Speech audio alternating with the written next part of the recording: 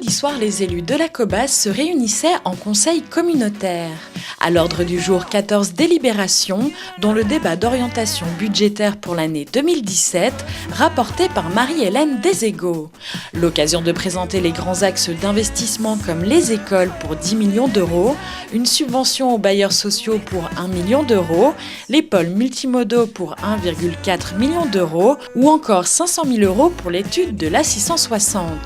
Concernant la fiscalité, compte tenu de la santé financière de la collectivité, les taux d'imposition n'augmenteront pas. À l'issue de la séance, la présidente de la Cobas nous a exposé ses orientations ainsi que le contexte dans lequel elles ont été travaillées.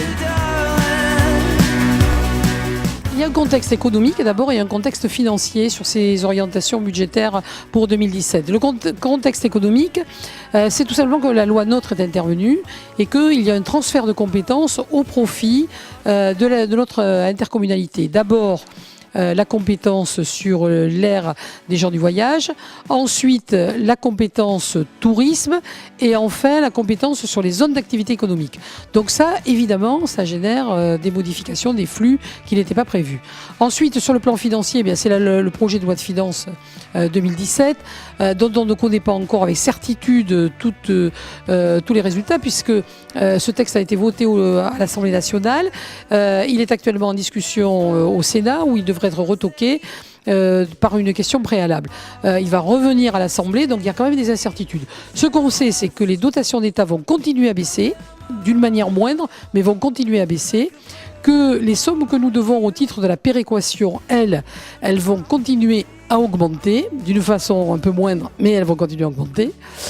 Donc ça, c'est ça à peu près. Nous savons que nous avons des bases fiscales qui sont dynamiques. Donc nous comptons là-dessus à hauteur de 2% d'augmentation de ces bases fiscales, mais nous n'augmentons pas les impôts, les taux des impôts. Nous ne l'avons pas fait non plus en 2016, je veux le rappeler parce que quelquefois les gens se sont laissés surprendre sur leur feuille d'impôt. On avait augmenté le taux d'imposition de la taxe foncière, mais on avait diminué celui de la TOM du même montant. Ce qui veut dire que c'était neutre pour les propriétaires et pour les locataires, c'était une diminution de fiscalité. Là, sur 2017, nous repartons pareil, sans augmenter les taux d'imposition, sans toucher la TOM, sans rien. Sur les charges, nous avons des charges qui sont, je crois, bien équilibrées, bien contenues, avec des économies réalisées au niveau de chaque service. Tout ceci va nous permettre de faire un très gros programme d'investissement. Dans ce programme d'investissement, je retiendrai essentiellement les études de l'A660, les ronds-points qui sont vus avec le département, comme le rond-point du carrefour de l'aérodrome et de la route de Sanguinet. Nous avons également des montants très importants prévus sur les écoles. Nous avons décidé de mettre dans ce budget 2017 70% des investissements des 3 écoles du Tech, de la Teste et d'Arcachon. Et le solde des travaux qui sera dû sur l'école de Gujan-Mestras. Nous avons décidé de mettre aussi toutes les études et le début de démarrage des travaux pour le PEM d'Arcachon. Donc PEM d'Arcachon, c'est la fin des études et démarrage des travaux. Et PEM de Gujan, la Teste, le Tech, ce sont les études qui sont programmées.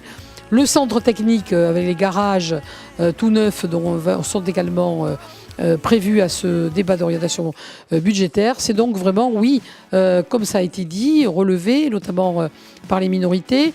C'est vrai que ce budget 2017, il s'annonce au travers de ces orientations comme étant très ambitieux. Mais c'est ce que nous avions convenu ensemble, les 4 maires, parce que nous sommes dans le cadre d'une intercommunalité et c'est une véritable ambition que nous voulons effectivement afficher par rapport à nos villes, faire dans l'intercommunalité ce que chaque ville ne peut pas faire toute seule.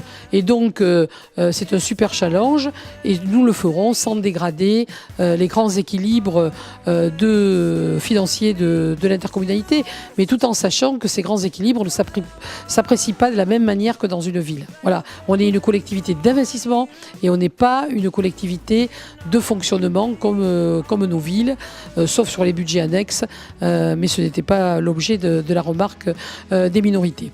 Voilà, c'est vraiment un dossier très important. Nous, dans début décembre, nous allons voter ce budget 2017 qui consacrera véritablement ces orientations qui ont été très détaillées. Et j'en ai remercié nos services parce que c'est un travail extrêmement lourd et extrêmement utile.